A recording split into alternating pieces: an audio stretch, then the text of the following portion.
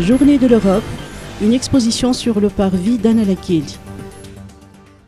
La Journée de l'Europe, dans le cadre de la Semaine de l'Union européenne, a été caractérisée aujourd'hui par une exposition qui s'est déroulée sur le parvis de l'Hôtel de Ville d'Anna Lakid, où une trentaine de stands ont présenté les projets menés par l'Union européenne et ses partenaires à Madagascar. L'efficacité de cette coopération exemplaire a particulièrement été soulevée par son Excellence M. Giovanni Di Girolamo, représentant de l'Union européenne à Madagascar et aux Comores. Aujourd'hui, qui est partie des célébrations, on peut dire, de la Semaine de l'Europe, ça veut montrer en effet l'effort que l'Union européenne fait à Madagascar en matière de coopération.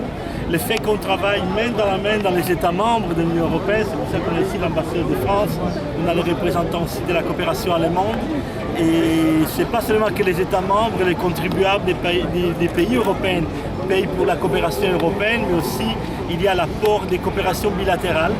Et l'idée, c'est de coordonner de plus en plus nos actions pour avoir un maximum d'efficacité. Et l'idée est aussi honorée que la ministre de l'Environnement et la ministre de l'Agriculture sont là. Comme vous savez, c'est l'énorme variété de projets qu'on a ici. On va des infrastructures à la gouvernance, à tous les projets agricoles, les projets de protection de l'environnement, l'artisanat, la réutilisation des matériaux, etc. Et donc tout ça, ça avait aussi montré, la présence des deux ministres, je crois, en témoigne, l'axe maintenant vraiment fixé sur la sauvegarde de l'environnement malgache. L'environnement unique au monde, un patrimoine de biodiversité qui est menacé par beaucoup de choses, le charbonnage illégal, les dérèglements climatiques, etc.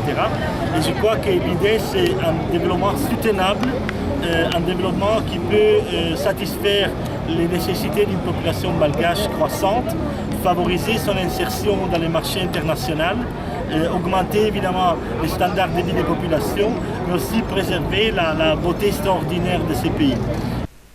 L'Union européenne soutient différents domaines de développement à Madagascar, pour ne citer que la santé, l'éducation, la gouvernance, l'énergie, les infrastructures, la biodiversité, la nutrition ou encore le développement rural.